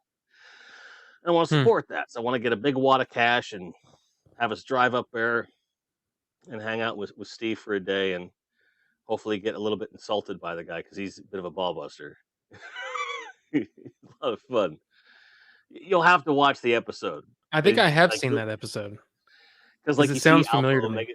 Yeah, because Alpha Megason Bill, he like he kind of breaks down. Like he doesn't cry or anything, but he's just like, what? What? Like he just Jedi mind tricks you into things. It's crazy. It's I know that he will get me stammering, and what little swagger I have will just fly out the window. I guarantee it. And I'm kind of interested to see that happen. Road trip. That's right, Jim Largo, and we're going road. And I did see that about the Hobbit first impression from 1937. Yeah, that would be nice, but I don't have an extra 12 grand sitting around to get that. So $12,000 for a book? 8 to 12. Yeah, I mean it's up there. Is that like the equivalent of a first pressing? Mm-hmm. You call it first impression because the manufacturing style. Is that's that what they apparently. That's what in England, where they're all snobby and they eat first pressing. Crumpets. First impression. Yeah, I'd like the first impression, please. Yeah. Anyone in chat who's in the UK, and I know there's a couple of you, you let me know how spot on that was. Or not. I am a huge fan of England, so I say I love nothing the United but love. Kingdom. Huh? Same. I said, but yeah, I love the nothing United Kingdom. It's like I don't want to sound nationalist, but well, I'm just saying. I have lots of English friends. No, I don't know why they call them impressions, because it's weird too, because some of the American editions, they actually say first printing or whatever. They say printing. Right. They don't say impression. But I was like, what is impression? Is that another form of edition? Like I didn't know the difference when I first started. I didn't know the difference between impressions, editions, and printings. Now I know all the things. That's the same thing as like our discussions with Leon about different words on this. Like, he's a real stickler for that stuff. Sweater and jumper. The hospital. I'm going to go to the hospital, or I'm going to go to hospital. Things like University. that. Yeah. Yep. Yeah. And it's just we're all doing different dialects of the language at this point, because even the English that's spoken in the UK is not the same as the English that was spoken when we were all one big happy colonial family. I find it interesting, but that's a whole thing. Hitchhiker's Guide, James. Yes, Hitchhiker's Guide. Yeah, neither for me. I've never gotten into Doctor Who. Me either. Just not a fan. 10 minutes. Welcome to the stream. Nice to see you. Ozzy says, I had first print Stephen King books was given my dad, gave him one of my best friends because I do enjoy them more. Fair enough. I had some hardcover stuff from I had this hardcover digest of all the Bachman books, right? And someone broke into my car and shredded the book, among other things, and I was very upset by that. It was just a cool book to have. I have a hardcover edition of the Talisman, which is a Stephen King, Peter Straub thing. I only read it once when I was a kid, but when I got older, I was like, oh, I want a hardcover of that. Same thing with Swan Song by Robert R. McCammon. I think I've recommended that book to you. You have. Had to get a hardcover edition of that just because.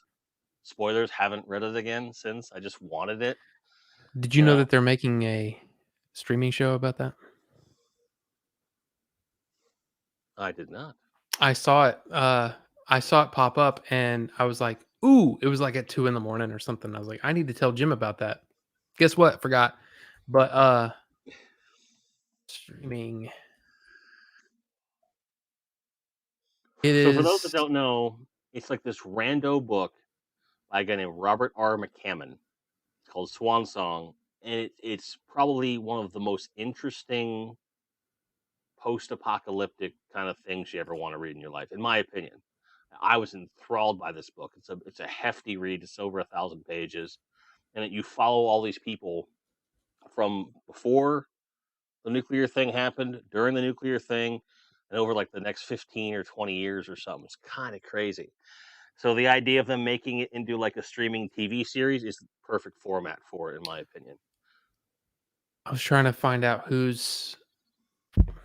I can't remember. I saw Who's the doing it? thing the other day that they were doing a series. Sorry, That's cool. I No, just you're like fine. completely. That's all right. It's totally fine. But we're over the hour and a half mark. I definitely want to try and close it off around the 2 hour mark at the latest. So if anyone has any questions for Rob or myself or in general, throw them in the chat. We'll do kind of a lightning round kind of a thing before we get going. But I do want to front load that this has been a really fun conversation, and as usual, if we let it go, we could probably do 4 or 5 hours if we let out enough steam. But My I'm bladder gonna can't try and take be that. right. Well, that's why I have a be right back screen, just in case. Do you have to pee, by the way? No, I'm good. I'm good. Okay, good.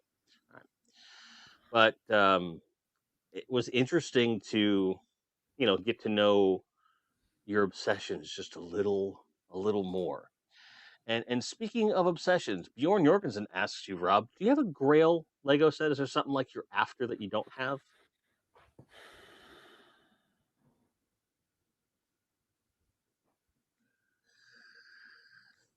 There it is. I think.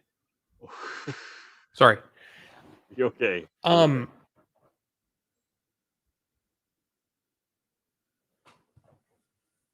the one that I think that was really like I really wanted um was that gunship, the Republic gunship, the Clone Wars Republic gunship that I have. Mm-hmm. And now that they have an Ultimate Collector Series for it, I kind of want to go ahead and get it, but I kind of don't have any room for it, so I'm kind of trying to figure out if I'm going to get it or not. But I don't really see it that way. Um, I did want the Executor, the the Ooh, the Superstar Destroyer. Superstar Destroyer. Yeah, yeah. But I missed out on that. I didn't pick it up when I had the chance. I had the chance to get it. Um, but to be perfectly honest, not really. I'll just say that. Not really. So But really, the Executor. So if someone has a line on an Executor at a good price, let my man know. He'll probably snatch it up. Just saying. I honestly don't think that this is based on, now that I'm looking at it, I don't think it's based on the series on the You son of a bitch. it's just called Swan Song. So Yeah, sorry about that. that's only the second time in my life I've been disappointed by Well, let art me with that let me game. read the synopsis real quick. Set in the near Sure. future, Swan Song is a powerful emotional journey told through the eyes of Cameron, a loving husband and father diagnosed with a terminal illness. That doesn't sound no. So no, guess not. Mm-mm. Nope. Dang it. Nope. Anyway, Nope. But you have Genex that exact. Toys has the Executor. I mean, like I said, a lot of that stuff is so cool, that I would love to have it, but But we're right at that same point where it's like I'm out of room. So I yep. don't even know if I got one brand new. I don't I don't even know where I'd put it. I don't know what I'd do with it. I I don't mean, Dude, if we get that Titanic, like April said, we're getting that. I'm like, really? She goes, yeah, we're getting that. It's sold out right now. But she wants it. She wants it bad. Where the I heck are we bet gonna that put that sucker? that box is probably like I don't know. But I know enormous. it's huge. And I know that it's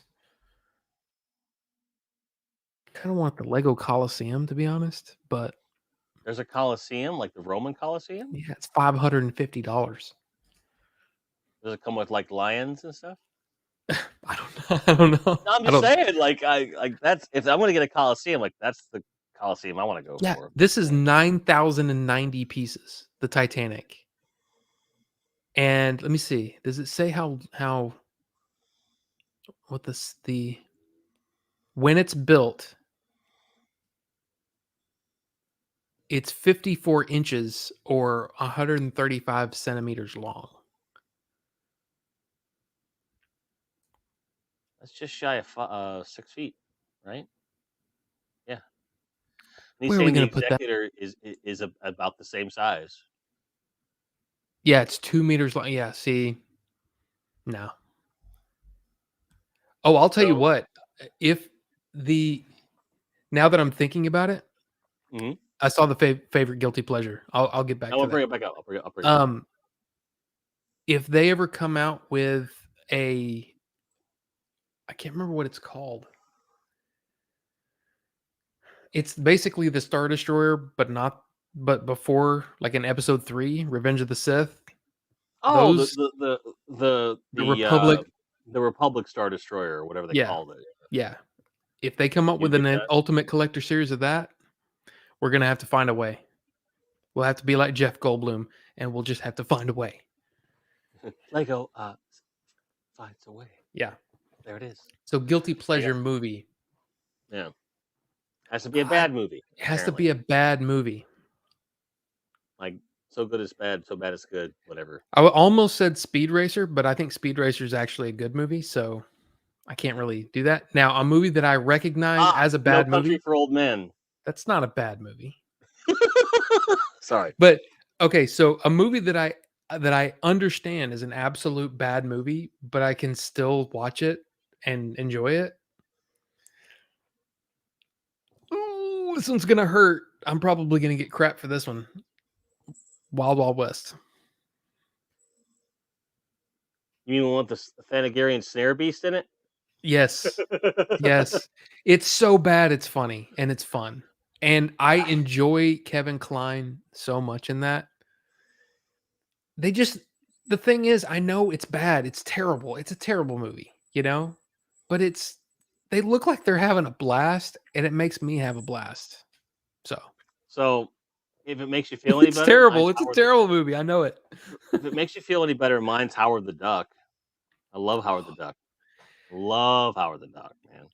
Like I've been looking at it on 4K and I'm waiting for it to come down. I can't. I've owned it on VHS, I've owned it on DVD, I own it on Blu-ray, and I want to get on 4K. I owned it on I bought it on DVD and then I watched it probably a year ago.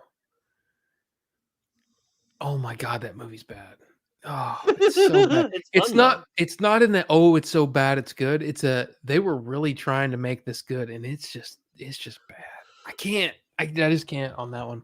But But the effects at the end for the Supreme Overlord. Big Trouble in Little China is not a bad movie, Jim Largo.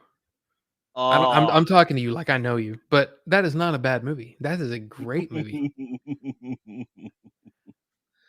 I love that movie. That's a great one to me.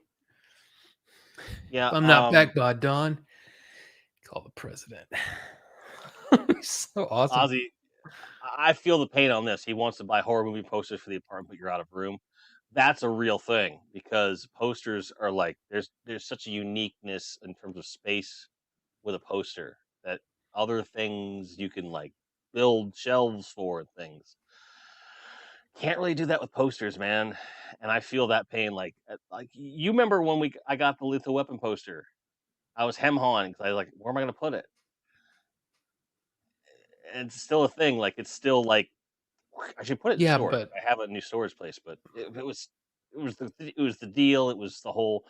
It was his childhood one. There was no reason not to get it, but I have like that fabled 5 foot Napalm Death poster, and I have a bunch of little tiny ones, and I have posters coming out my ears that are all in tubes. I got a bunch in tubes over there. I got a bunch of tubes in my car. I got a bunch of tubes in storage, and I'm dreading how much it's going to cost to frame them properly and to have enough wall space to display them all. Dude, I might have to put them on the ceiling at this point. I don't know. I don't know what I'm going to do with them. It's kind of crazy. Everybody relax. I'm here. Such a good movie. There's so many good lines in that movie. Mm-hmm. And no, Mark Wahlberg does not. No. No, Bucho. No. What is your favorite Mark Wahlberg movie, and why is he your favorite actor? He, I would go no. with Fear on that one, actually. Why should I be in your house?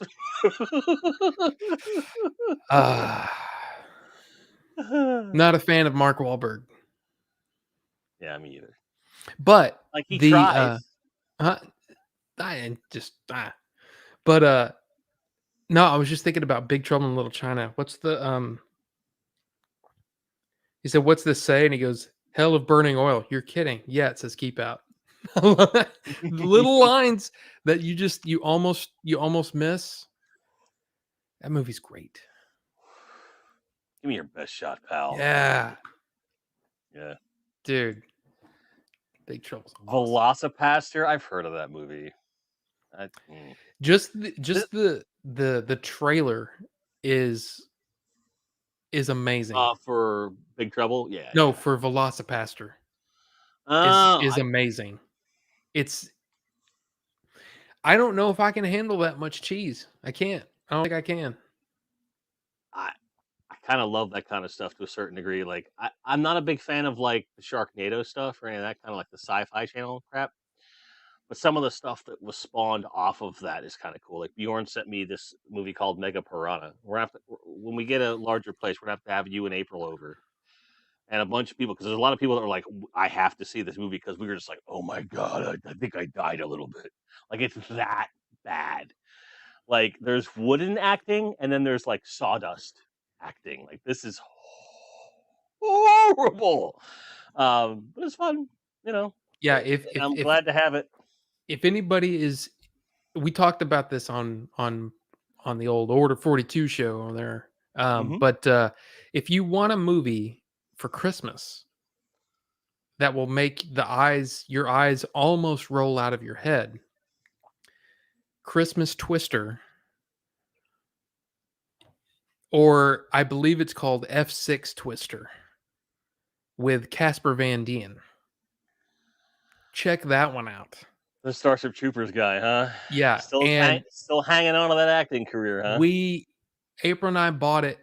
We bought it because we wanted to watch it because it sounded so bad. We saw the trailer and we got to see this. And so we sat here, and this was like, I want to say it was the 26th of Christmas, like 2 years ago, I think 2 or 3 years ago. Sure. We watched it and had a Mystery Science Theater 3000 watch along type thing, and we were laughing our butts off. It is so bad. So I do that with regular movies anymore now too. Like, I can't not do it. You know. Yeah, I think it's called F6 actively. Twister. Okay. It's so bad. Right. Anyway, but no, I don't do that. See, I have, yeah, that's what I was saying with James. But it's one of those things too, is that I try to give that every movie that chance, that first chance, because you can't replicate that. I've talked many times about that. How many times have you wished that you could see Lethal Weapon for the first time again, for the first time? It's like that is an amazing thing, and sometimes that first time can destroy it. Like, my biggest one is Dark Knight Rises, right? Yeah.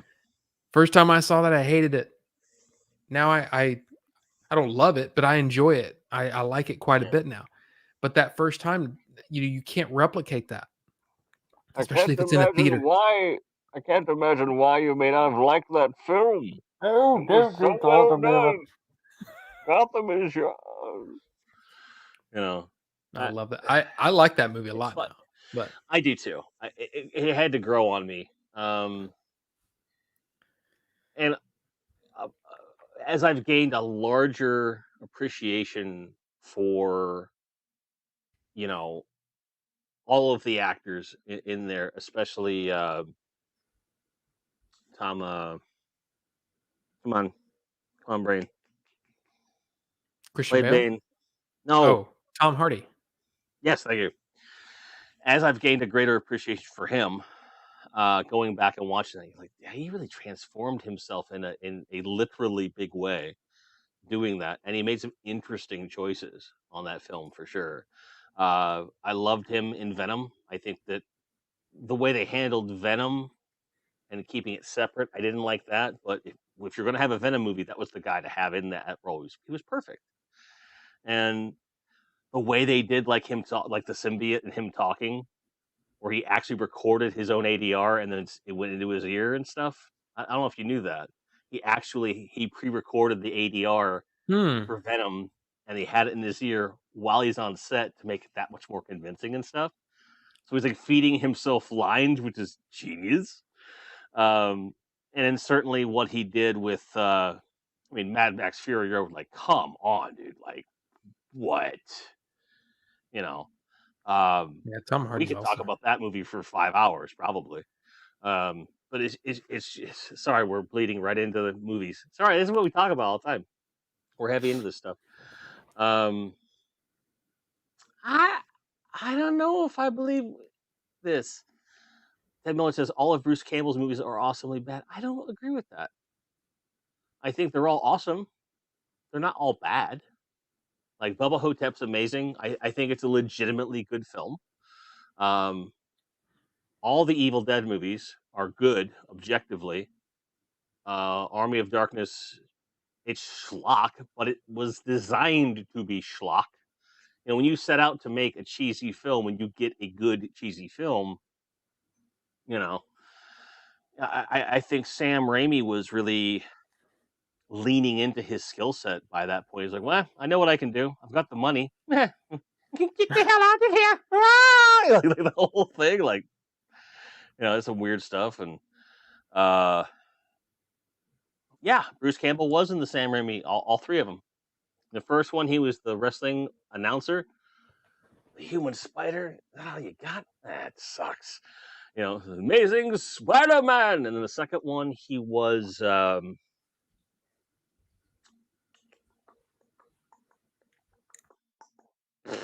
in the third one, he was the maitre d'. Okay, third one, he's the maitre d' of the restaurant, and the second one, he's the doorman at the theater where MJ was singing. So there you go, all three. There you go. I don't know why I made that challenge to myself, but I did, and I won. I couldn't remember. But now that you say it, I'm Took me a like, oh second. yeah, yeah, I remember those. But yeah, Oh, he says, other than being filmed in Pittsburgh, Dark Knight Rises is pretty bad. I mean, I look, I totally can understand why somebody wouldn't like it, but I do too. I Like, find things to like about it. I think a lot of people talk about it in the framework of, well, uh, because you had your foil, that actor's no longer around. What were they going to do? Like, was the plan always to have the Joker in the third film? I doubt it. I kind of doubt it. I don't Like, know. could he have been in it? Like, maybe. But where do you go from there? Unless you're going to make like 7 more movies and there's a bunch of Joker stuff going on. There has to be a place where you move on. I'm not happy that he's gone. I do still think he was probably the best Joker we'll ever get. In terms of that that nice mix of what you expected in a Nolan verse kind of a thing, but also really being very close to the probably the best moments of the comic. From like the mid '80s, like really dark, like where he's like pulling his hair out, like he had the look, he had a unique way of approaching it. Um, the chaos aspect of it was amazing. So yeah, I don't think we're going to see a better Joker than that, but I don't feel like double dipping into that was going to be a good idea. So I don't know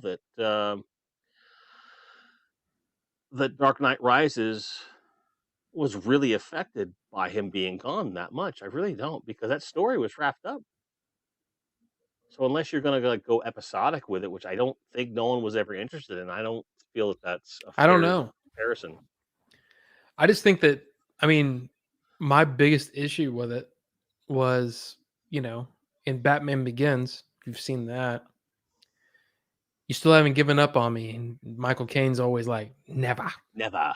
Right? And then he And then does. he gives up in him. He gives up on him. So it's kind of like, I was like, Yeah. okay, not only would Alfred in the comics and in Batman would never quit, you've already established that Michael Caine Alfred would never quit. So why why is this the thing? You know what I mean? And so there were Well, things that I didn't like about it. But well, I suppose that the I the actually whole ended up liking story beat. I think the whole story beat was that he didn't ever have an intention of giving up on him. He wasn't giving up on him, but he couldn't support what he was doing. Like it was because he had the hope that he would be done, and he couldn't witness him going through this thing. Like you've taken this unshakable faith and you have shook it to the point where I can't do this I am anymore. shooketh. I am shooketh, sir. You know, Pete, you're welcome. Don't worry, you're forgiven. You're good. We talked about you a little bit, and it was all lies. I'm kidding. Yes. Um, I we don't were saying we were talking about how like, he'll go to toy stores and find stuff and all these things. No, right. Yeah. I just Pete, don't I don't know the guy. So well, he was on the show, so if you go back and watch the show, you'll get to know him, and you'll be like, "Oh, I wish I had watched the show before." Done your research. I don't know. It's like you're busy or something. It's weird. yeah. You have things to do in your life, like crazy. Like, what a horrible thing. Well, you know what I mean. Yes. But before I put my foot any further in my freaking mouth, um, we're hitting the 2 hour mark, and I promise you 2 hours. I don't want to take up your whole night. Obviously, you need to come back on the show at some point. There's clearly always more to talk about.